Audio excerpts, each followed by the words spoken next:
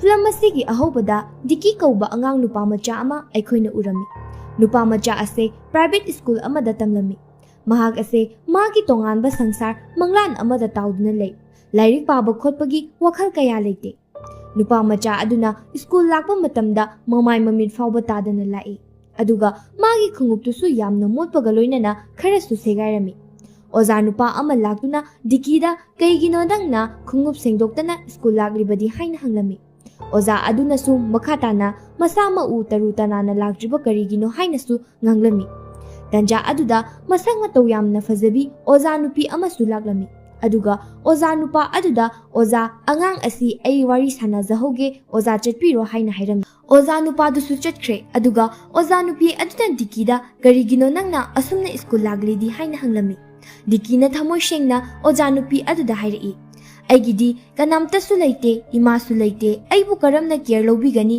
ꯍꯥꯏꯕꯤꯅꯕ ꯇꯥꯛꯄꯤꯅꯕ ꯀꯅꯥꯝꯇ ꯂꯩꯇꯦ"꯫ ꯑꯗꯨꯗ ꯑꯣꯖꯥ ꯅꯨꯄꯤ ꯑꯗꯨꯅ ꯅꯨꯡꯉꯥꯏꯇꯕ ꯐꯥꯎꯔꯝꯃꯤ꯫ ꯗꯤꯀꯤꯒꯤ ꯃꯃꯥꯏꯗꯨ ꯑꯣꯖꯥ ꯅꯨꯄꯤ ꯑꯗꯨꯒꯤ ꯍꯦꯡꯀꯔꯆꯤꯞ ꯑꯗꯨꯅ ꯇꯩꯊꯣꯛꯄꯤꯔꯝꯃꯤ꯫ ꯑꯗꯨꯒ "ꯀ꯭ꯂꯥꯁ ꯌꯥꯎꯔꯨꯔꯣ" ꯍꯥꯏꯅ ꯍꯥꯏꯔꯛꯏ꯫ ꯗꯤꯀꯤꯁꯨ "ꯊꯦꯡꯀ꯭ꯌꯨ ꯑꯣꯖꯥ" ꯍꯥꯏꯔꯝꯂꯒ ꯀ꯭ꯂꯥꯁꯇ ꯆꯠꯈ꯭ꯔꯦ꯫ ꯃꯁꯤꯒꯤ ꯃꯇꯨꯡ ꯗꯤꯀꯤ ꯀ꯭ꯂꯥꯁꯔꯨꯝꯗ ꯂꯩꯔꯝꯃꯤ꯫ ꯀ꯭ꯂꯥꯁꯇꯨꯒꯤ ꯑꯣꯖꯥꯗꯨꯅ ꯁꯥꯇ꯭ꯔꯁꯤꯡꯗ "ꯅꯈꯣꯏ ꯍꯌꯦꯡ ꯆꯥꯎꯔꯒ ꯀꯔꯤ ꯀꯔꯤ ꯑꯣꯏꯅꯤꯡꯉꯤ" ꯍꯥꯏꯅ ꯍꯪꯂꯝꯃꯤ꯫ ꯁꯥꯇ꯭ꯔ ꯑꯃꯅ ꯃꯥꯗꯤ ꯑꯥꯔꯇꯤꯁ ꯑꯣꯏꯅꯤꯡꯉꯤ ꯍꯥꯏꯔꯝꯃꯤ꯫ ꯁꯥꯇ꯭ꯔ ꯑꯃꯅ ꯑꯃꯨꯛ ꯃꯍꯥꯛꯇꯤ ꯗꯣꯛꯇꯔ ꯑꯣꯏꯅꯤꯡꯉꯤ ꯍꯥꯏꯔꯝꯃꯤ꯫ ꯍꯟꯗꯛꯇꯤ ꯗꯤꯀꯤꯒꯤ ꯇꯔꯟ ꯌꯧꯔꯦ꯫ ꯑꯣꯖꯥꯗꯨ ꯍꯩꯅꯤꯡꯗꯕ, ꯑꯣꯏꯔꯣꯏ ꯍꯥꯏꯕꯒꯤ ꯃꯑꯣꯡꯗ ꯗꯤꯀꯤꯗ ꯌꯦꯡꯂꯝꯃꯤ꯫ ꯑꯗꯨꯒ ꯀ꯭ꯂꯥꯁꯔꯨꯝꯒꯤ ꯁꯥꯇ꯭ꯔꯁꯤꯡꯗꯨ ꯗꯤꯀꯤꯅ ꯂꯦꯞꯈꯠꯂꯛꯄ ꯑꯗꯨꯗ ꯂꯣꯏꯅ ꯅꯣꯛꯁꯤꯜꯂꯛꯏ꯫ ꯗꯤꯀꯤꯅ ꯑꯁꯨꯝꯅ ꯍꯥꯏꯔꯛꯏ ꯃꯗꯨꯗꯤ "ꯑꯩꯍꯥꯛꯇꯤ ꯂꯥꯏꯔꯕ ꯑꯣꯏꯅ ꯑꯗꯨꯝ ꯂꯩꯅꯤꯡꯏ, ꯃꯔꯝꯗꯤ ꯂꯥꯏꯔꯒꯦꯔꯥ ꯏꯅꯥꯛ ꯈꯨꯟꯒꯦꯔꯥ ꯑꯩꯉꯣꯟꯗꯗꯤ ꯀꯔꯤꯁꯨ ꯈꯦꯟꯅꯗꯦ꯫ ꯃꯤꯑꯣꯏꯕꯒꯤ ꯑꯐꯕ ꯅꯦꯆꯔ, ꯑꯐꯕ ꯁꯥꯖꯠ ꯂꯣꯟꯆꯠ ꯑꯗꯨ ꯃꯔꯨ ꯑꯣꯏ" ꯍꯥꯏꯅ ꯍꯥꯏꯔꯛꯏ꯫ ꯑꯣꯖꯥꯗꯨ ꯗꯤꯀꯤꯅ ꯉꯥꯡꯂꯤꯕ ꯑꯗꯨ ꯃꯨꯟꯅ ꯇꯥꯔꯝꯕꯗꯒꯤ ꯃꯈꯨꯠꯇꯒꯤ ꯄꯦꯟ ꯑꯗꯨ ꯃꯈꯥꯗ ꯇꯥꯈꯤ꯫ ꯄꯦꯟ ꯑꯗꯨ ꯗꯤꯀꯤꯅ ꯈꯨꯡꯒꯠꯂꯒ ꯑꯣꯖꯥꯗ ꯄꯤꯔꯛꯏ꯫ ꯑꯣꯖꯥꯗꯨꯅ ꯗꯤꯀꯤꯗ ꯆꯩꯔꯗꯨꯅ "ꯅꯪꯒꯤ ꯐꯝꯐꯝꯗ ꯆꯠꯂꯣ ꯆꯣ" ꯍꯥꯏꯅ ꯍꯥꯏꯔꯛꯏ꯫ ꯗꯤꯀꯤ ꯃꯥꯒꯤ ꯐꯝꯐꯝꯗ ꯆꯠꯂꯒ ꯐꯝꯃꯤ꯫ ꯑꯗꯨꯒ ꯑꯣꯖꯥ ꯑꯗꯨꯅ ꯇꯤꯁꯨ ꯄꯦꯄꯔ ꯑꯃ ꯇꯧꯔꯒ ꯄꯦꯟ ꯑꯗꯨ ꯈꯨꯡꯒꯠꯂꯤ꯫ ꯍꯧꯖꯤꯛ ꯗꯤꯀꯤꯒꯤ ꯃꯄꯥꯁꯤ ꯊꯕꯛ ꯁꯨꯕ ꯁꯤꯟꯃꯤ ꯑꯃ ꯑꯣꯏꯅ ꯊꯕꯛ ꯁꯨꯔꯒ ꯂꯩꯕ ꯑꯗꯨ ꯎꯔꯝꯃꯤ꯫ ꯃꯄꯥꯗꯨꯅ ꯊꯕꯛ ꯁꯨꯅ ꯁꯨꯅ ꯃꯆꯥꯕꯨ ꯅꯤꯡꯁꯤꯡꯂꯛꯇꯨꯅ ꯅꯨꯡꯁꯤꯅ ꯁꯣꯜꯂꯝꯃꯤ꯫ ꯀ꯭ꯂꯥꯁꯇ ꯌꯥꯝꯅ ꯉꯥꯎꯁꯤꯟꯅꯕ ꯖꯣꯅꯤ ꯀꯧꯕ ꯅꯨꯄꯥ ꯑꯃ ꯔꯣꯕꯣꯠ ꯑꯃ ꯂꯩꯔꯛꯇꯨꯅ ꯀ꯭ꯂꯥꯁꯇ ꯄꯨꯔꯛꯂꯝꯃꯤ꯫ ꯁꯥꯇ꯭ꯔ ꯂꯣꯏꯅ ꯔꯣꯕꯣꯠ ꯑꯗꯨ ꯌꯦꯡꯕ ꯂꯥꯛꯂꯝꯃꯤ꯫ ꯗꯤꯀꯤꯁꯨ ꯔꯣꯕꯣꯠꯇꯨ ꯌꯦꯡꯕ ꯆꯪꯂꯛꯂꯝꯃꯤ꯫ ꯑꯗꯨꯕꯨ ꯖꯣꯅꯤꯅ ꯔꯣꯕꯣꯠ ꯑꯗꯨ ꯂꯧꯁꯤꯟꯗꯨꯅ ꯗꯤꯀꯤꯗ "ꯅꯪ ꯃꯁꯤ ꯄꯥꯏꯕ ꯌꯥꯔꯣꯏ" ꯍꯥꯏꯅ ꯏꯜꯂꯒ ꯍꯥꯏꯔꯛꯏ꯫ ꯖꯣꯅꯤꯅ ꯃꯣꯏ ꯀ꯭ꯂꯥꯁꯀꯤ ꯌꯥꯝꯅ ꯅꯣꯏꯕ, ꯋꯥꯡ ꯆꯥꯎꯕ ꯅꯨꯄꯤ ꯑꯃꯗ ꯀꯔꯦꯝꯅꯗꯨꯅ ꯅꯣꯛꯅꯔꯝꯃꯤ꯫ ꯇꯟꯖꯥꯗꯨꯗ ꯗꯤꯀꯤꯅ ꯂꯥꯛꯇꯨꯅ ꯖꯣꯅꯤꯗ "ꯑꯗꯨꯝꯅ ꯇꯧꯒꯅꯨ" ꯍꯥꯏꯅ ꯊꯤꯡꯉꯝꯃꯤ꯫ ꯅꯨꯄꯤ ꯑꯗꯨ ꯀꯞꯂꯒ ꯌꯥꯝ ꯊꯨꯅ ꯆꯠꯈꯤꯔꯝꯃꯤ꯫ ꯗꯤꯀꯤ ꯅꯨꯄꯤ ꯑꯗꯨꯒꯤ ꯃꯅꯥꯛꯇ ꯆꯠꯇꯨꯅ ꯊꯦꯝꯖꯤꯟꯗꯨꯅ ꯋꯥꯔꯤ ꯁꯥꯟꯅꯔꯝꯃꯤ꯫ ꯑꯗꯨꯒ ꯃꯈꯣꯏ ꯑꯅꯤ ꯃꯔꯨꯞ ꯑꯣꯏꯔꯝꯃꯤ꯫ ꯗꯤꯀꯤꯒꯤ ꯃꯄꯥꯅ ꯇꯧꯔꯤꯕ ꯊꯕꯛꯇꯨ ꯌꯥꯝꯅ ꯂꯨꯕ, ꯑꯋꯥꯕ ꯊꯕꯛ ꯑꯃꯅꯤ꯫ ꯃꯍꯥꯛꯅ ꯊꯕꯛ ꯇꯧꯔꯤꯉꯩꯗ ꯅꯨꯄꯥ ꯑꯃ ꯂꯥꯛꯂꯗꯨꯅ ꯃꯉꯣꯟꯗ ꯊꯕꯛ ꯑꯗꯨ ꯇꯣꯛꯅꯕ ꯍꯥꯏꯔꯝꯃꯤ꯫ ꯃꯔꯝꯗꯤ ꯗꯤꯀꯤꯒꯤ ꯃꯄꯥꯅ ꯌꯥꯝꯅ ꯋꯥꯅ ꯊꯕꯛ ꯑꯗꯨ ꯇꯧꯕꯗꯨ ꯎꯕꯗ ꯊꯕꯛ ꯑꯗꯨꯒꯤ ꯃꯄꯨꯗꯨꯅ ꯌꯦꯡꯕ ꯉꯝꯗꯕꯗꯒꯤ ꯍꯥꯏꯔꯤꯕꯅꯤ꯫ ꯑꯗꯨꯕꯨ ꯗꯤꯀꯤꯒꯤ ꯃꯄꯥꯅ ꯍꯥꯏꯔꯛꯏ, ꯃꯍꯥꯛ ꯊꯕꯛ ꯑꯁꯤ ꯇꯧꯗꯕ ꯌꯥꯗꯦ, ꯃꯔꯝꯗꯤ ꯃꯥꯒꯤ ꯃꯆꯥꯅꯨꯄꯥꯒꯤ ꯏꯂꯦꯛꯇ꯭ꯔꯤꯛ ꯐꯦꯟ ꯑꯃ ꯂꯩꯗꯣꯏꯅꯤ꯫ ꯃꯈꯣꯏꯒꯤ ꯐꯦꯟ ꯑꯃꯠꯇ ꯂꯩꯇꯦ ꯍꯥꯏꯅ ꯍꯥꯏꯔꯛꯂꯝꯃꯤ꯫ ꯅꯨꯃꯤꯗꯥꯡꯗ ꯗꯤꯀꯤꯒꯤ ꯃꯄꯥꯅ ꯐꯦꯟ ꯑꯃ ꯂꯩꯔꯒ ꯄꯨꯔꯛꯏ꯫ ꯗꯤꯀꯤꯗꯨ ꯃꯗꯨ ꯎꯕꯗ ꯌꯥꯝꯅ ꯍꯔꯥꯎꯖꯔꯝꯃꯤ꯫ ꯂꯥꯏꯕꯛ ꯊꯤꯕꯅꯤ, ꯐꯦꯟ ꯑꯗꯨ ꯎꯪꯕ ꯌꯥꯔꯝꯗ꯭ꯔꯦ꯫ ꯑꯗꯨꯒ ꯃꯄꯥ ꯃꯆꯥ ꯑꯗꯨ ꯌꯥꯝꯅ ꯋꯥꯅ ꯌꯥꯝꯅ ꯁꯥꯕ ꯃꯇꯝ ꯑꯗꯨ ꯂꯦꯜꯂꯝꯃꯤ꯫ ꯃꯈꯣꯏꯅ ꯇꯤꯟ ꯀꯥꯡꯁꯤꯡ ꯐꯛꯂꯥꯡꯗ ꯅꯞꯄꯒ ꯀꯥꯔꯛꯄꯁꯤꯡ ꯑꯗꯨ ꯃꯈꯨꯠꯅ ꯊꯥꯔꯒ ꯍꯥꯠꯂꯝꯃꯤ꯫ ꯃꯈꯣꯏ ꯃꯄꯥ ꯃꯆꯥ ꯑꯗꯨ ꯌꯥꯝꯅ ꯅꯨꯡꯁꯤꯅꯩ, ꯃꯔꯝꯗꯤ ꯃꯥꯂꯦꯝꯁꯤꯗ ꯃꯈꯣꯏ ꯑꯅꯤꯒꯤꯅꯤ ꯍꯥꯏꯕꯗ ꯃꯄꯥ ꯃꯆꯥ ꯑꯅꯤꯁꯤꯗꯒꯤ ꯍꯦꯟꯅ ꯂꯩꯇꯦ꯫ ꯃꯊꯪꯒꯤ ꯅꯨꯃꯤꯠꯅꯤ ꯃꯈꯣꯏꯅ ꯄꯥꯎ ꯌꯦꯡꯂꯝꯃꯤ꯫ ꯑꯗꯨꯗ ꯌꯥꯝꯅ ꯉꯛꯄ ꯄꯣꯠ ꯑꯃ ꯑꯇꯤꯌꯥꯗ ꯎꯏ꯫ ꯃꯁꯤ ꯃꯤꯑꯣꯏ ꯈꯔꯅꯗꯤ ꯑꯄꯥꯏꯕ ꯄꯣꯠꯁꯛꯀꯨꯝꯕꯅꯤ ꯍꯥꯏꯅ ꯍꯥꯏꯅꯔꯝꯃꯤ꯫ ꯃꯁꯤꯒꯤ ꯃꯇꯨꯡ ꯅꯨꯃꯤꯠ ꯈꯔꯅꯤꯒꯤ ꯃꯇꯨꯡꯗ ꯃꯄꯥ ꯃꯆꯥꯗꯨ ꯄꯣꯠꯆꯩ ꯌꯣꯟꯐꯝ ꯗꯨꯀꯥꯟ ꯈꯔ ꯆꯥꯎꯕ ꯑꯃꯗ ꯆꯠꯂꯝꯃꯤ꯫ ꯃꯗꯨꯗ ꯗꯤꯀꯤꯅ ꯃꯥꯒꯤ ꯁ꯭ꯀꯨꯜꯒꯤ ꯌꯥꯝꯅ ꯉꯥꯎꯁꯤꯟꯅꯕ ꯃꯃꯥꯟꯅꯕ ꯑꯗꯨꯅ ꯁ꯭ꯀꯨꯜꯗ ꯄꯨꯔꯛꯈꯤꯕ ꯔꯣꯕꯣꯠꯇꯨꯒ ꯆꯞ ꯃꯥꯟꯅꯕ ꯑꯃ ꯃꯄꯥꯗ ꯂꯩꯕꯤꯌꯨ, ꯃꯥ ꯁꯥꯟꯅꯅꯤꯡꯉꯤ ꯍꯥꯏꯅ ꯍꯥꯏꯔꯛꯏ꯫ ꯗꯤꯀꯤꯒꯤ ꯃꯄꯥꯅ ꯁꯥꯟꯅꯄꯣꯠ ꯑꯗꯨ ꯂꯩꯔꯝꯈꯤꯗꯦ, ꯃꯔꯝꯗꯤ ꯃꯄꯥꯗꯨ ꯄꯩꯁా ꯂꯩꯔꯝꯈꯤꯗꯦ꯫ ꯑꯗꯨꯕꯨ ꯗꯤꯀꯤꯅꯗꯤ ꯁꯥꯟꯅꯄꯣꯠ ꯑꯁꯤ ꯌꯥꯝꯅ ꯄꯥꯝꯂꯝꯃꯤ, ꯃꯗꯨꯅ ꯂꯩꯅꯕ ꯍꯥꯏꯅ ꯁꯨꯝ ꯅꯤꯡꯉꯥꯏ ꯇꯧꯔꯝꯃꯤ꯫ ꯃꯄꯥꯗꯨ ꯁꯥꯎꯔꯛꯇꯨꯅ ꯗꯤꯀꯤꯕꯨ ꯐꯨꯔꯝꯃꯤ꯫ ꯃꯔꯝꯁꯤꯅ ꯗꯤꯀꯤꯗꯨ ꯀꯞꯄꯝꯃꯤ ꯑꯗꯨꯒ ꯗꯨꯀꯥꯟꯗꯨꯗꯒꯤ ꯗꯤꯀꯤ ꯊꯣꯛꯈꯤꯔꯝꯃꯤ꯫ ꯃꯁꯤꯗ ꯗꯤꯀꯤꯒꯤ ꯑꯣꯖꯥ ꯅꯨꯄꯤ ꯑꯗꯨꯁꯨ ꯃꯄꯥꯟꯗ ꯂꯩꯔꯝꯃꯤ꯫ ꯑꯗꯨꯒ ꯗꯤꯀꯤꯗ ꯃꯄꯥꯅ ꯅꯤꯡꯉꯥꯏ ꯇꯧꯗꯅꯕ ꯅꯤꯡꯉꯥꯏ ꯇꯧꯕ ꯌꯥꯗꯦ ꯍꯥꯏꯅ ꯍꯥꯏꯔꯝꯃꯤ꯫ ꯑꯗꯨꯒ ꯃꯄꯥꯅ ꯍꯥꯏꯕ ꯂꯣꯏꯅ ꯇꯧꯒꯗꯕꯅꯤ ꯑꯗꯨꯒ ꯄꯄꯥꯅꯁꯨ ꯅꯪꯉꯣꯟꯗ ꯂꯩꯕ ꯄꯨꯝꯅꯃꯛ ꯅꯪꯉꯣꯟꯗ ꯄꯤꯔꯛꯀꯅꯤ꯫ ꯃꯍꯥꯛ ꯑꯁꯤ ꯅꯪꯒꯤ ꯄꯄꯥꯅꯤ ꯑꯗꯨꯒ ꯃꯍꯥꯛꯅ ꯅꯪꯒꯤ ꯍꯤꯡꯅꯕꯒꯤ ꯄꯨꯝꯅꯃꯛ ꯇꯧꯔꯤꯕꯅꯤ ꯍꯥꯏꯅ ꯗꯤꯛꯀꯤꯕꯨ ꯋꯥꯈꯜ ꯇꯥꯅꯕ ꯍꯥꯏꯔꯝꯃꯤ꯫ ꯅꯨꯃꯤꯗꯥꯡꯅꯤ ꯗꯤꯛꯀꯤꯒꯤ ꯃꯄꯥꯅ ꯑꯃꯣꯠ ꯑꯀꯥꯏ ꯐꯠꯇ ꯍꯥꯎꯗꯤ ꯑꯀꯥꯏꯕ ꯄꯣꯠꯆꯩ ꯀꯌꯥ ꯍꯨꯟꯗꯣꯛꯐꯝ ꯃꯐꯝ ꯑꯃꯗ ꯀꯥꯟꯅꯕ ꯄꯣꯠꯆꯩ ꯌꯥꯎꯕ꯭ꯔꯥ ꯍꯥꯏꯅ ꯊꯤꯗꯨꯅ ꯂꯩꯕ ꯑꯗꯨ ꯑꯩꯈꯣꯏꯅ ꯎꯔꯝꯃꯤ꯫ ꯑꯁꯨꯝꯅ ꯊꯤꯔꯤꯉꯩ ꯄꯣꯠ ꯑꯃ ꯃꯥꯒꯤ ꯃꯅꯥꯛꯇ ꯂꯥꯛꯂꯝꯃꯤ ꯑꯗꯨꯒ ꯈꯪꯍꯧꯗꯅ ꯃꯅꯥꯛꯇ ꯂꯩꯕ ꯇꯤꯚꯤ ꯑꯃ ꯃꯊꯟꯇ ꯊꯥꯖꯔꯛꯏ꯫ ꯃꯌꯨꯝꯗ ꯍꯜꯂꯛꯂꯕ ꯃꯇꯨꯡꯗ ꯗꯤꯛꯀꯤꯒꯤ ꯃꯄꯥꯅ ꯗꯤꯛꯀꯤꯗ ꯑꯁꯨꯝꯅ ꯍꯥꯏꯔꯛꯏ, ꯑꯩꯒꯤ ꯏꯆꯥꯅꯨꯄꯥ ꯑꯁꯤꯗꯤ ꯁꯥꯎꯔꯦꯗꯅ, ꯄꯄꯥꯅ ꯅꯪꯒꯤꯗꯃꯛꯇ ꯀꯩꯅꯣꯝꯃ ꯄꯨꯔꯛꯏ꯫ ꯃꯄꯥꯅ ꯁꯥꯟꯅꯄꯣꯠ ꯑꯃꯗꯤ ꯃꯐꯝ ꯑꯗꯨꯗꯒꯤ ꯄꯨꯔꯛꯏ ꯑꯗꯨꯕꯨ ꯗꯤꯛꯀꯤꯗꯤ ꯂꯧ ꯍꯥꯏꯕ ꯌꯥꯔꯝꯗꯦ ꯃꯔꯝꯗꯤ ꯃꯥ ꯉꯁꯥꯏ ꯗꯨꯀꯥꯟꯒꯤ ꯊꯧꯗꯣꯛꯇꯨ ꯍꯧꯖꯤꯛ ꯐꯥꯎꯕ ꯅꯤꯡꯁꯤꯡꯗꯨꯅ ꯂꯩꯔꯤ꯫ ꯗꯤꯛꯀꯤ ꯍꯧꯖꯤꯛ ꯐꯥꯎꯕ ꯃꯄꯥꯗ ꯁꯥꯎꯔꯤ꯫ ꯃꯄꯥ ꯇꯨꯝꯈ꯭ꯔꯕ ꯃꯇꯨꯡꯗ ꯗꯤꯛꯀꯤ ꯁꯥꯟꯅꯄꯣꯠ ꯑꯗꯨ ꯊꯤꯕ ꯍꯧꯔꯛꯏ꯫ ꯃꯍꯥꯛꯅ ꯃꯄꯥꯅ ꯃꯥꯒꯤꯗꯃꯛꯇ ꯄꯨꯔꯛꯏ ꯍꯥꯏꯔꯤꯕ ꯄꯣꯠ ꯑꯗꯨ ꯀꯔꯤꯅꯣ ꯍꯥꯏꯕ ꯃꯍꯥꯛ ꯌꯥꯝꯅ ꯌꯦꯡꯅꯤꯡꯉꯝꯃꯤ꯫ ꯃꯍꯥꯛꯅ ꯁꯥꯟꯅꯄꯣꯠꯇꯨ ꯐꯪꯂꯝꯃꯤ, ꯃꯗꯨ ꯑꯁꯪꯕ ꯃꯆꯨꯒꯤ ꯕꯣꯜ ꯑꯃꯅꯤ꯫ ꯃꯊꯪꯒꯤ ꯅꯨꯃꯤꯠꯇ ꯗꯤꯛꯀꯤꯅ ꯕꯣꯜ ꯑꯗꯨ ꯁ꯭ꯀꯨꯜꯗ ꯄꯨꯗꯨꯅ ꯃꯥꯒꯤ ꯃꯔꯨꯞꯁꯤꯡꯗ ꯌꯦꯡꯍꯜꯂꯤ꯫ ꯖꯣꯅꯤꯒꯤ ꯃꯔꯨꯞ ꯈꯔꯅ ꯗꯤꯛꯀꯤꯗ ꯀꯔꯦꯝꯅꯗꯨꯅ ꯂꯛꯅꯔꯝꯃꯤ꯫ ꯃꯁꯤꯗ ꯗꯤꯛꯀꯤꯁꯨ ꯌꯥꯝꯅ ꯁꯥꯎꯔꯝꯃꯤ ꯑꯗꯨꯒ ꯃꯈꯣꯏ ꯃꯁꯦꯜ ꯐꯨꯅꯕ ꯍꯧꯔꯛꯏ꯫ ꯃꯁꯤꯗ ꯖꯣꯅꯤꯅ ꯌꯥꯝꯅ ꯀꯟꯕ ꯅꯨꯄꯥ ꯑꯃ ꯗꯤꯛꯀꯤꯕꯨ ꯐꯨꯅꯕ ꯀꯧꯔꯝꯃꯤ ꯑꯗꯨꯕꯨ ꯗꯤꯛꯀꯤꯅ ꯈꯪꯏ ꯃꯗꯨꯗꯤ ꯃꯥꯅ ꯅꯨꯄꯥ ꯑꯗꯨꯒ ꯀꯩꯁꯨ ꯐꯨꯅꯕ ꯉꯝꯂꯣꯏ ꯍꯥꯏꯕꯗꯨ꯫ ꯃꯗꯨꯅ ꯃꯔꯨꯞ ꯑꯣꯏꯅꯕ ꯗꯤꯛꯀꯤꯅ ꯅꯨꯄꯥ ꯑꯗꯨꯗ ꯈꯨꯠ ꯁꯣꯛꯅꯁꯦ ꯍꯥꯏꯅ ꯃꯈꯨꯠꯇꯨ ꯊꯥꯡꯇꯣꯔꯛꯏ꯫ ꯅꯨꯄꯥ ꯑꯗꯨꯅ ꯗꯤꯛꯀꯤꯒꯤ ꯃꯈꯨꯠꯇꯨ ꯄꯥꯏꯔꯒ ꯗꯤꯛꯀꯤꯕꯨ ꯂꯥꯞꯅ ꯂꯪꯊꯣꯛꯈꯤꯔꯝꯃꯤ꯫ ꯗꯤꯛꯀꯤꯒꯤ ꯃꯄꯥꯅ ꯃꯆꯥꯒꯤ ꯃꯃꯥꯏꯗ ꯁꯣꯛꯄ ꯄꯣꯝꯕ ꯑꯗꯨ ꯎꯕꯗ ꯃꯄꯥꯅ ꯗꯤꯛꯀꯤꯕꯨ ꯃꯤ ꯈꯠꯅꯔꯝꯃꯅꯤ ꯍꯥꯏꯕ ꯈꯪꯉꯝꯃꯤ꯫ ꯃꯗꯨꯅ ꯗꯤꯛꯀꯤꯗ ꯆꯩꯔꯝꯃꯤ꯫ ꯃꯔꯝꯁꯤꯅ ꯃꯄꯥꯅ ꯃꯆꯥꯗ ꯃꯇꯨꯡ ꯃꯅꯥꯎ ꯃꯤ ꯈꯠꯅꯗꯅꯕ ꯍꯥꯏꯔꯝꯃꯤ ꯑꯃꯗꯤ ꯈꯠꯅꯕꯒꯤ ꯃꯔꯝꯗꯨ ꯍꯪꯂꯝꯃꯤ꯫ ꯑꯁꯨꯝꯅ ꯆꯩꯔꯝꯂꯕ ꯃꯇꯨꯡꯗ ꯗꯤꯛꯀꯤꯒꯤ ꯃꯄꯥ ꯑꯗꯨ ꯆꯠꯈ꯭ꯔꯦ꯫ ꯗꯤꯛꯀꯤꯅ ꯑꯁꯪꯕ ꯕꯣꯜ ꯑꯗꯨ ꯄꯨꯊꯣꯛꯇꯨꯅ ꯌꯦꯡꯂꯝꯃꯤ ꯑꯃꯗꯤ ꯃꯥꯅ ꯕꯣꯜ ꯑꯗꯨ ꯎꯕ ꯃꯇꯝꯗ ꯃꯍꯥꯛꯇ ꯀꯩꯅꯣꯝꯃ ꯐꯥꯎꯕꯒꯨꯝ ꯇꯧꯔꯝꯃꯤ꯫ ꯍꯥꯏꯕꯗꯤ ꯕꯣꯜ ꯑꯗꯨꯒꯤ ꯃꯅꯨꯡꯗ ꯀꯔꯤꯒꯨꯝꯕ ꯈꯔꯗꯤ ꯂꯩꯔꯦ ꯍꯥꯏꯅ ꯈꯜꯂꯝꯃꯤ꯫ ꯃꯍꯥꯛꯅ ꯕꯣꯜ ꯑꯗꯨꯕꯨ ꯍꯟꯖꯤꯟ ꯍꯟꯖꯤꯟ ꯌꯦꯡꯂꯝꯃꯤ꯫ ꯃꯍꯥꯛ ꯀꯔꯤꯅꯣ ꯇꯧꯔꯤꯕꯗꯣ ꯈꯪꯂꯝꯗꯦ꯫ ꯕꯣꯜ ꯃꯅꯨꯡꯗ ꯕꯨꯠ ꯌꯥꯎꯔꯕ꯭ꯔꯥ ꯍꯥꯏꯅꯁꯨ ꯈꯜꯂꯝꯃꯤ꯫ ꯃꯗꯨꯗ ꯗꯤꯛꯀꯤ ꯑꯗꯨ ꯈꯔ ꯀꯤꯔꯝꯃꯤ ꯑꯗꯨꯒ ꯑꯍꯤꯡꯗꯨꯗ ꯗꯤꯛꯀꯤ ꯂꯥꯎꯕ ꯍꯧꯔꯛꯂꯝꯃꯤ꯫ ꯃꯗꯨꯗꯒꯤ ꯗꯤꯛꯀꯤꯒꯤ ꯃꯄꯥ ꯁꯥꯎꯔꯗꯨꯅ ꯃꯍꯥꯛꯄꯨ ꯑꯃꯝꯕ ꯕꯣꯛꯁ ꯑꯃꯒꯤ ꯃꯅꯨꯡꯗ ꯁꯣ ꯂꯣꯟꯁꯤꯜꯂꯒ ꯊꯝꯂꯝꯃꯤ꯫ ꯃꯍꯥꯛꯅ ꯕꯣꯜ ꯑꯗꯨ ꯕꯣꯛꯁ ꯑꯗꯨꯒꯤ ꯃꯅꯨꯡꯗ ꯉꯥꯜꯂꯛꯄ ꯑꯗꯨ ꯑꯃꯨꯛ ꯎꯔꯦ꯫ ꯃꯉꯥꯜ ꯑꯗꯨ ꯌꯥꯝꯅ ꯉꯥꯟꯈꯠꯂꯛꯂꯝꯃꯤ ꯑꯗꯨꯒ ꯃꯊꯛꯇ ꯄꯥꯏꯈꯠꯂꯛꯂꯝꯃꯤ ꯑꯗꯨꯒ ꯕꯣꯜ ꯑꯗꯨ ꯁꯛꯈꯪꯗꯕ ꯖꯤꯕ ꯑꯃ ꯑꯣꯟꯊꯣꯔꯛꯂꯝꯃꯤ꯫ ꯉꯥꯏꯍꯥꯛ ꯂꯩꯔꯒ ꯃꯄꯥꯅ ꯎꯄꯨꯗꯨ ꯍꯥꯡꯇꯣꯛꯇꯨꯅ ꯗꯤꯛꯀꯤꯕꯨ ꯂꯧꯊꯣꯛꯄꯤꯔꯝꯃꯤ꯫ ꯑꯗꯨꯗꯒꯤꯗꯤ ꯃꯍꯥꯛꯅ ꯃꯄꯥꯗ ꯍꯥꯏꯔꯝꯃꯤ, ꯑꯩ ꯃꯔꯝ ꯃꯣꯛꯄ ꯑꯉꯥꯡ ꯑꯣꯏꯔꯗꯣꯏꯅꯦ, ꯄꯄꯥꯗꯁꯨ ꯂꯛꯅꯔꯔꯣꯏ ꯍꯥꯏꯅ꯫ ꯃꯁꯤꯒꯤ ꯃꯇꯨꯡꯗ ꯃꯄꯥ ꯑꯗꯨ ꯃꯥꯒꯤ ꯊꯕꯛ ꯁꯨꯕ ꯆꯠꯈꯤꯔꯝꯃꯤ ꯑꯗꯨꯒ ꯃꯥꯅ ꯑꯁꯪꯕ ꯃꯆꯨꯒꯤ ꯑꯄꯤꯛꯄ ꯁꯛꯈꯪꯗꯕ ꯖꯤꯕ ꯑꯗꯨꯕꯨ ꯌꯦꯡꯕ ꯍꯧꯔꯛꯂꯝꯃꯤ꯫ ꯁꯛꯈꯪꯗꯕ ꯖꯤꯕ ꯑꯗꯨ ꯌꯦꯡꯕꯗ ꯌꯥꯝꯅ ꯅꯨꯡꯁꯤꯔꯝꯃꯤ꯫ ꯃꯥꯅ ꯈꯪꯉꯝꯃꯤ ꯃꯁꯤ ꯃꯤ ꯄꯨꯝꯅꯃꯛꯅ ꯂꯣꯏꯅ ꯄꯥꯝꯒꯅꯤ ꯑꯗꯨꯅ ꯃꯥꯅ ꯆꯦꯛꯁꯤꯟꯅ ꯅꯤꯡꯊꯤꯖꯅ ꯊꯝꯕ ꯄꯥꯝꯃꯝꯃꯤ꯫ ꯗꯤꯛꯀꯤꯅ ꯀꯣꯏꯁꯟ ꯀꯌꯥ ꯍꯪꯂꯝꯃꯤ ꯑꯗꯨꯒ ꯃꯥꯅ ꯊꯤꯖꯤꯟꯕꯗꯒꯤ ꯈꯪꯂꯦ ꯃꯗꯨꯗꯤ ꯃꯁꯦ ꯑꯦꯂꯦꯟꯒꯤ ꯍꯨꯏ ꯑꯃꯅꯤ꯫ ꯃꯍꯥꯛꯀꯤ ꯃꯃꯤꯡꯅ CJ7 ꯀꯧꯏ꯫ ꯃꯈꯣꯏ ꯑꯅꯤ ꯌꯥꯝꯅ ꯍꯔꯥꯎ ꯍꯔꯥꯎ ꯅꯨꯡꯉꯥꯏꯅ ꯂꯩꯃꯤꯟꯅꯔꯝꯃꯤ꯫ ꯍꯧꯖꯤꯛꯇꯤ ꯑꯦꯂꯦꯟꯒꯤ ꯍꯨꯏ ꯑꯗꯨꯅ ꯗꯤꯛꯀꯤꯒꯤꯗꯃꯛꯇ ꯑꯄꯨꯝꯕ ꯁꯦꯝ ꯑꯃꯕꯨ ꯌꯥꯝꯅ ꯇꯒꯠ ꯇꯒꯠ ꯇꯦꯛꯄ ꯑꯃ ꯑꯣꯏꯅ ꯑꯣꯟꯊꯣꯛꯄꯤꯔꯝꯃꯤ꯫ ꯃꯁꯤꯗꯒꯤ ꯗꯤꯛꯀꯤꯅ ꯈꯪꯂꯦ ꯃꯍꯥꯛꯀꯤ ꯑꯅꯧꯕ ꯃꯔꯨꯞ ꯑꯁꯦ ꯖꯥꯗꯨꯒꯤ ꯑꯣꯏꯕ ꯁꯛꯇꯤ ꯄꯥꯏ ꯍꯥꯏꯕꯗꯣ꯫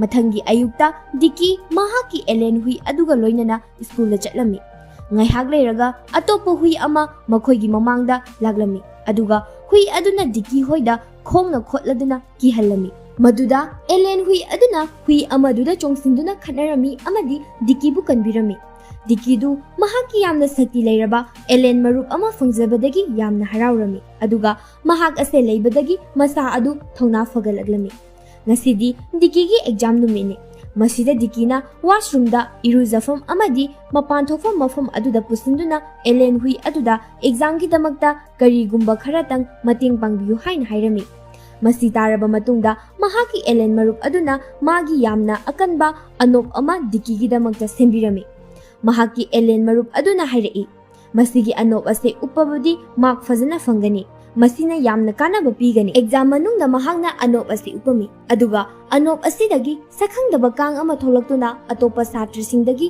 ꯑꯟꯁꯔ ꯄꯥꯎꯈꯨꯝꯁꯤꯡꯗꯨ ꯗꯤꯛꯀꯤꯒꯤ ꯃꯃꯤꯠꯇ ꯎꯍꯜꯂꯛꯂꯝꯃꯤ꯫ ꯃꯊꯪꯒꯤ ꯅꯨꯃꯤꯠꯇ ꯑꯦꯛꯖꯥꯝ ꯑꯗꯨ ꯍꯥꯏꯗꯣꯛꯂꯝꯃꯤ ꯑꯗꯨꯒ ꯃꯥꯅ ꯃꯄꯨꯟꯁꯤꯒꯤ ꯑꯍꯥꯟꯕ ꯑꯣꯏꯅ ꯃꯥꯔꯛ ꯐꯖꯅ ꯐꯪꯉꯝꯃꯤ꯫ ꯃꯥꯅ ꯃꯥꯔꯛ ꯐꯖꯅ ꯐꯪꯕꯒꯤ ꯃꯍꯥꯛ ꯌꯥꯝꯅ ꯍꯔꯥꯎꯔꯝꯃꯤ ꯑꯗꯨꯒ ꯑꯣꯖꯥ ꯑꯗꯨꯁꯨ ꯌꯥꯝꯅ ꯉꯛꯑꯝꯃꯤ꯫ Mana mark asi karamna fangnibano khanbada. Oza aduna chingnaduna Dikida nangi anop adu yenge pirau haina hairami. Dikina magi anop adu oza adugi mamai mapada langsilaglami. Aduga oza adugi mamai adu anop aduna chakthokkhiduna musin muna pungka karami. Masigi matung physical test tawbagi tanja amuk yauragle. Dikina Ellen maruptuda mating amuka pangbinaba haijarami. Maduda Ellen hui aduna tonganba Dikigi khungup jura ama semladuna pirami. Khunguptu tongbadagi Diki yamna wangba chongba ngamlami. Amadi mechin adubu sumana kahilami. Loinana iroibadasu khunguptugi matengna yamna thuna iroirami. Dikigi oza singdu Dikigi yamna kanba mating mathaunana yamna ngaglami. Aduga mayamdo Dikibu ngamnanabu hotnarami. Adubu kanamta ngamlamde. Dikigi mating mathaunaduna mahakpu atiya fawba paikhalaglammi. Masidagi Dikina pumnamaktu mamangni haiba khanglaglami. Mahakna makeup tholakpada CJ7 adu magi mamangda leirami. Dikina magi manglan adu asengbada tholakani haina khalami. Aduga yamna harawa wakhal amada school laglami. Mamangda tawbagumna hui ama makhoi anigi mangda tholaglami. Dikina magi Ellen marup aduna hui adubu magi mamangda tawkhibagumna soidana hui adu fugani haina khalami. Adubu mamangga taibanga du tayonare. Hui aduna magi Ellen marup tu oina furaglami. Aduga Ellen marup adu sokna makhoi school yoraglami. Magi mamangda tawkhibagumna numitu Dikigi paikha tawramdai matamda mahaki Ellen marup tuda paikhada mark yamna fangnaba mating pangbinaba hairami. Maramdi mahangna khalami. Adudi magi Ellen maruptuna magi anop ama pirakpa yai haina madudagi mana paikhada hanglakpa wahangsingi pakhum loina piba ngamgani haina. Adubu Ellen marup aduna anopki mahutta amotpa thigumba oina piraklami. Magi manglan adu kairami. Haujik Diki paikha adu fail oiba tarami. Mahangna Ellen marup aduda ma fail oihenbagi isingda lupsinduna cheirak pirami. Dikina amuka hanna magi Ellen maruptuda haujik physical test tawbagi matam yauragle. Maduna sakti kharada oirabasu mamonda piyu haina hairami. Maduda mahangna test adu yauraknaba haina. Adubu Ellen adunadi karisu piraglamde. Maramdi mangonda sakti amta yauramde. Saktigi mahutta Ellen aduna fattaba mathidu oina Dikida kamsilami. Masida Diki adu yamna motlamne. Amadi mayamna mangonda amotpadu samthoknaba haina pipe tawduna ising kamsilaglami. Dikidu masado yamna nungaitaba faurami. Amadi mayamna mangonda use thawoidana ngangbiba aduda yamna su ikairami. Masina Dikina sauraduna Ellen hui adubu mahangna amotpa hundokfamda cherang amada yomsinduna hundoglami. Mayum halakpada Dikina Ellen maruptuna magi afaba thabak amata tawbide haina khalami. Amadi manasu karimta mangonda mateng pangbide haina khalami. Diki amu halaktuna Ellen maruptu amotpa hundokfamduda khunba laglami. Adubu amotpa singdu puthokhibana maram oiraga amata leiramdre. Mahaki Ellen marup adu leiramdabaduda Dikidu yamna wakhal nungairamde. Amadi mayumda kapla duna halaglami. Adubu mana mayum yorakpa matamdadi Ellen marup adu hanana yumduda leirami. Makhoi ani amu unarami amadi Dikidu yamna haraurami. Dikina magi maruptuda amuk hana thadoglaroi haina wasaktuna hairami. Matang aduda Dikina magi Ellen marup adu koi phaktuna yenglami. Madugi manungda battery ama yawba urami. Dikidu battery du karamna mathau tawribano haina khalami. Sigi matung ahingi matamda Ellen marup aduna mahaki sakti adu sizinaduna fan ayadabadu semzilami. Ahanbada aikoina yadaba ukiba fan aduni. Masina su tagle madudi Ellen adu magi oiba sakti kharadi yawi haiba. Amadi fan adu yaraduna mapa macha adu yamna hangchit langna saraba ahing adu nungaina tungkhirami. Adubu Ellen adudi masa adu yamna choktharami. Maramdi magi sakti pumba fan adu sembada loina changkhrabani. Mathangi numita Dikina school lakpa matamda Johnny ga loinana magi marupsingna Dikigi Ellen adubu launaba munnaba hotnarami. Dikidu magi maruptu kannaba kanna hotnarami. Adubu ngamdre. Johnny na Ellen adubu lawkhre. Amadi Johnny na khulai sizinaduna Ellen adugi manungda kari yawi haina yengba pamlami. Johnny na khulai sizinaduna yenge toba matamda Dikina khamlami. Amadi Johnny na Dikibu phurami. Tanja aduda yamna wang chawba akanba Dikigi marup nupi adu laglami. Haujik yamna kanba nupi aduga yamna kanba nupa amaga funaba horaglami. Makhoina funaringaida oza lagna ukirami. Amadi oza adu yamna sauraduna makhoi buchairak bibirami. ꯃꯈꯣꯏꯅ ꯂꯦꯞꯂꯤꯕ ꯈꯣꯡꯐꯝ ꯑꯗꯨꯗꯒꯤ ꯍꯣꯡꯗꯅ ꯑꯗꯨꯃꯛ ꯂꯦꯞꯇꯨꯅ ꯂꯩꯒꯗꯕꯅꯤ ꯍꯥꯏꯅ꯫ ꯉꯥꯏꯍꯥꯛꯀꯤ ꯃꯇꯨꯡꯗ ꯗꯤꯀꯤꯅ CJ7 ꯑꯗꯨ ꯄꯥꯝꯕꯤ ꯃꯔꯨꯝꯗꯒꯤ ꯎꯔꯛꯏ ꯑꯃꯗꯤ ꯃꯍꯥꯛꯁꯨ ꯗꯤꯀꯤꯒꯤ ꯃꯅꯥꯛꯇ ꯆꯦꯟꯁꯤꯜꯂꯛꯂꯝꯃꯤ꯫ ꯃꯈꯣꯏꯁꯤꯡꯗꯨ ꯀꯔꯝꯅ ꯗꯤꯀꯤ ꯑꯃꯗꯤ ꯃꯥꯒꯤ ꯁꯥꯟꯅꯄꯣꯠꯇꯨ ꯌꯥꯝꯅ ꯅꯨꯡꯁꯤꯅꯔꯤꯕꯅꯣ ꯑꯃꯗꯤ ꯃꯕꯥꯅꯤꯒꯤ ꯅꯨꯡꯁꯤꯅꯕ ꯃꯔꯤ ꯑꯗꯨ ꯎꯕꯗ ꯌꯥꯝꯅ ꯉꯛꯂꯝꯃꯤ꯫ ꯑꯃꯔꯣꯝꯗꯅ ꯗꯤꯀꯤꯒꯤ ꯃꯄꯥꯅ ꯃꯥꯒ ꯊꯕꯛ ꯁꯨꯃꯤꯟꯅꯔꯤꯕ ꯃꯔꯨꯞꯁꯤꯡꯗ ꯃꯥꯒꯤ ꯃꯆꯥꯅ ꯄꯩꯈꯥꯗ ꯃꯥꯔꯛ ꯋꯥꯡꯅ ꯐꯪꯂꯛꯑꯦ ꯍꯥꯏꯅ ꯋꯥꯔꯤ ꯇꯧꯔꯝꯃꯤ ꯑꯃꯗꯤ ꯄꯩꯈꯥꯒꯤ ꯆꯦꯗꯨꯁꯨ ꯎꯠꯂꯝꯃꯤ꯫ ꯑꯗꯨꯕꯨ ꯀꯅꯥꯝꯇꯅ ꯃꯥꯅ ꯍꯥꯏꯔꯤꯕ ꯋꯥ ꯑꯗꯨ ꯊꯑꯣꯏꯅ ꯊꯋꯥꯏ ꯌꯥꯎꯅ ꯇꯥꯕꯤꯔꯝꯗꯦ꯫ ꯃꯈꯣꯏꯒꯤ ꯊꯕꯛꯀꯤ ꯃꯄꯨ ꯑꯗꯨꯁꯨ ꯇꯟꯖꯥ ꯑꯗꯨꯗ ꯌꯧꯔꯛꯂꯝꯃꯤ꯫ ꯗꯤꯀꯤꯒꯤ ꯃꯄꯥꯗꯨꯅ ꯊꯕꯛ ꯃꯄꯨꯗꯨꯗ ꯃꯥꯒꯤ ꯃꯆꯥꯅ ꯄꯩꯈꯥꯗ ꯃꯥꯔꯛ ꯋꯥꯡꯅ ꯐꯪꯂꯛꯑꯦ ꯍꯥꯏꯅ ꯆꯦ ꯑꯗꯨ ꯍꯔꯥꯎꯅ ꯎꯠꯂꯝꯃꯤ꯫ ꯊꯕꯛ ꯃꯄꯨꯗꯨꯅ ꯍꯥꯏꯔꯛꯂꯝꯃꯤ, "ꯑꯗꯨꯗꯤ ꯅꯪꯒꯤ ꯅꯆꯥꯅ ꯐꯪꯂꯤꯕꯁꯤ ꯖꯦꯔꯣꯅꯤ, 100ꯗ 0 ꯐꯪꯉꯤꯅꯤ ꯍꯥꯏꯅ꯫ ꯃꯥꯅ ꯅꯉꯣꯟꯗ ꯑꯣꯏꯗꯕ ꯉꯥꯡꯂꯤꯕꯅꯤ, ꯃꯍꯥꯛꯅ ꯃꯥꯔꯛꯇꯨ ꯁꯦꯝꯗꯣꯛꯂꯒ ꯅꯉꯣꯟꯗ ꯅꯆꯤꯟ ꯊꯤꯔꯤꯅꯦ" ꯍꯥꯏꯅ ꯉꯥꯡꯂꯛꯂꯝꯃꯤ꯫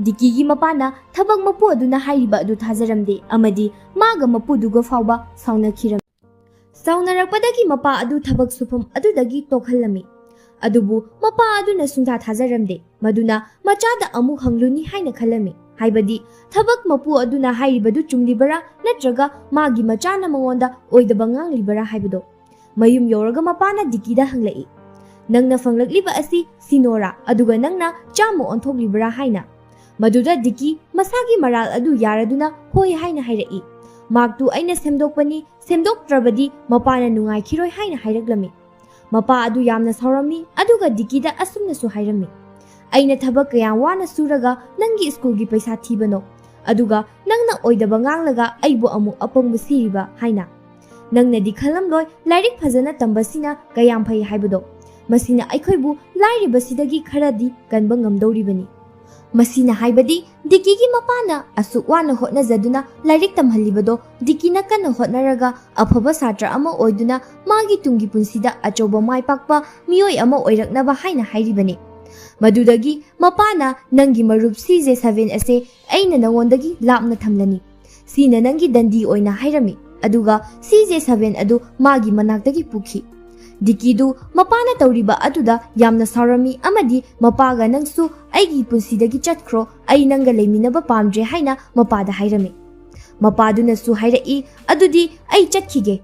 ꯅꯪꯅ ꯀꯩꯒꯨꯝꯕ ꯃꯊꯪꯒꯤ ꯄꯩꯈꯥꯗ ꯃꯥꯔꯛ 60ꯗꯒꯤ ꯍꯦꯟꯅ ꯐꯪꯂꯛꯂꯕꯗꯤ ꯑꯩ ꯆꯠꯈꯤꯒꯦ" ꯍꯥꯏꯅ ꯍꯥꯏꯔꯝꯂꯝꯃꯤ꯫ ꯃꯊꯪꯒꯤ ꯅꯨꯃꯤꯠꯇ ꯗꯤꯀꯤꯒꯤ ꯃꯄꯥꯅ ꯗꯤꯀꯤꯒꯤ ꯑꯆꯥꯄꯣꯠ ꯄꯤꯕ ꯁ꯭ꯀꯨꯜꯗ ꯆꯠꯂꯝꯃꯤ꯫ ꯃꯗꯨꯗ ꯑꯣꯖꯥ ꯅꯨꯄꯤ ꯑꯗꯨꯒ ꯃꯄꯥꯒ ꯊꯦꯡꯅꯔꯝꯃꯤ꯫ ꯑꯣꯖꯥꯗꯨꯅ ꯗꯤꯀꯤꯁꯤ ꯃꯥꯔꯛ ꯋꯥꯡꯅ ꯐꯪꯂꯛꯂꯕꯗꯤ ꯌꯥꯝꯅ ꯅꯨꯡꯉꯥꯏꯗꯧꯅꯤ ꯍꯥꯏꯔꯝꯃꯤ꯫ ꯗꯤꯀꯤꯒꯤ ꯃꯄꯥꯅꯁꯨ ꯑꯣꯖꯥꯒꯤ ꯋꯥꯗꯨ ꯇꯥꯕꯗ ꯌꯥꯝꯅ ꯍꯔꯥꯎꯔꯝꯃꯤ꯫ ꯃꯄꯥꯗꯤ ꯑꯣꯖꯥꯗꯨꯗ "ꯑꯣꯖꯥꯅ ꯑꯩꯒꯤ ꯏꯆꯥꯒꯤꯗꯃꯛꯇ ꯌꯥꯝꯅ ꯋꯥꯕꯤꯔꯦ ꯑꯃꯗꯤ ꯏꯆꯥꯕꯨ ꯑꯣꯖꯥꯅ ꯐꯖꯅ ꯌꯦꯡꯁꯤꯟꯕꯤꯕꯁꯤꯗ ꯌꯥꯝꯅ ꯅꯨꯡꯉꯥꯏꯖꯩ" ꯍꯥꯏꯅ ꯊꯃꯣꯏ ꯁꯦꯡꯅ ꯗꯤꯀꯤꯒꯤ ꯃꯄꯥꯅ ꯑꯣꯖꯥꯗꯨꯕꯨ ꯊꯥꯒꯠꯄ ꯐꯣꯡꯗꯣꯛꯂꯝꯃꯤ꯫ ꯁꯤꯒꯤ ꯃꯇꯨꯡꯗ ꯗꯤꯀꯤꯒꯤ ꯃꯄꯥ ꯑꯗꯨ ꯃꯥꯒꯤ ꯊꯕꯛ ꯁꯨꯐꯝ ꯑꯗꯨꯗ ꯂꯥꯛꯏ ꯑꯃꯗꯤ ꯃꯥꯒꯤ ꯊꯕꯛ ꯁꯨꯔꯤꯕ ꯑꯗꯨꯒꯤ ꯃꯄꯨ ꯑꯗꯨꯗ ꯍꯥꯏꯖꯔꯝꯃꯤ꯫ ꯑꯗꯨꯕꯨ ꯃꯄꯨ ꯑꯗꯨꯅ ꯗꯤꯀꯤꯒꯤ ꯃꯄꯥ ꯑꯗꯨꯕꯨ ꯆꯩꯔꯛꯄꯒꯤ ꯃꯍꯨꯠꯇ ꯑꯁꯨꯝꯅ ꯍꯥꯏꯔꯛꯏ, "ꯑꯩꯅ ꯅꯪꯒꯤ ꯑꯉꯥꯡ ꯑꯗꯨꯕꯨ ꯃꯆꯤꯟ ꯊꯤ ꯍꯥꯏꯗꯨꯅ ꯆꯩꯕꯤꯈꯤꯕꯗꯣ ꯃꯗꯨ ꯑꯩꯒꯤ ꯈ꯭ꯋꯥꯏꯗꯒꯤ ꯑꯄꯪꯕ ꯑꯃꯗꯤ ꯑꯁꯣꯏꯕ ꯋꯥꯈꯜꯅꯤ꯫ ꯃꯤ ꯑꯃꯗ ꯑꯗꯨꯝꯅ ꯍꯥꯏꯒꯗꯕ ꯅꯠꯇꯦ꯫ ꯑꯩꯅ ꯊꯥꯖꯩ ꯃꯗꯨꯗꯤ ꯅꯪꯒꯤ ꯑꯉꯥꯡ ꯑꯁꯤ ꯌꯥꯝꯅ ꯐꯕ ꯃꯁꯛ ꯅꯥꯏꯕ ꯃꯤꯁꯛ ꯑꯃꯗꯤ ꯑꯣꯏꯔꯛꯈꯤꯅꯤ ꯍꯥꯏꯕ ꯑꯩꯅ ꯊꯥꯖꯩ"꯫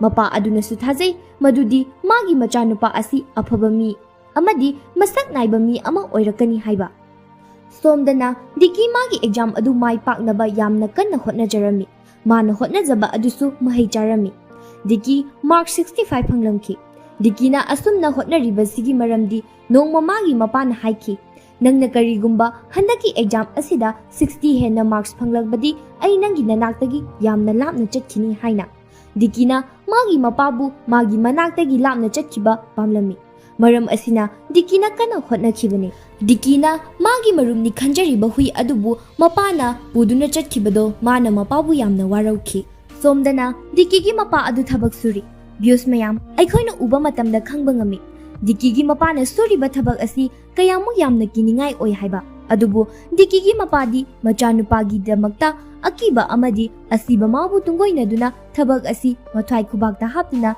ꯊꯕꯛ ꯁꯨꯔꯤ꯫ ꯑꯗꯨꯕꯨ ꯃꯥꯒꯤ ꯃꯆꯥꯅꯨꯄꯥ ꯗꯤꯀꯤꯅꯗꯤ ꯑꯉꯥꯡ ꯑꯣꯏꯕꯅꯤꯅ ꯃꯥꯒꯤ ꯃꯄꯥꯅ ꯃꯥꯕꯨ ꯐꯅꯕ ꯉꯥꯡꯈꯤꯕ ꯆꯩꯈꯤꯕ ꯑꯗꯨꯕꯨ ꯍꯧꯖꯤꯛ ꯐꯥꯎꯕ ꯃꯄꯥꯕꯨ ꯋꯥꯔꯧꯗꯨꯅ ꯂꯩꯈꯤ꯫ ꯃꯁꯤꯅ ꯃꯄꯥꯅ ꯃꯥꯒꯤ ꯃꯅꯥꯛꯇꯒꯤ ꯂꯥꯞꯅ ꯆꯠꯈ꯭ꯔꯒꯅꯤ ꯈꯟꯕꯗ ꯍꯔꯥꯎꯖꯔꯤ꯫ Ikhang khanghaudana Dikigi mapa na thabak suringayda karigumba posak ama tarakpadagi Dikigi mapa adu khongfam sahodaduna wanglaba building adudagi tarakhi. Amadi fibam yamna sokhi. Manang nakpada laiba miyamna mabu yamna thuna hospital purakhi.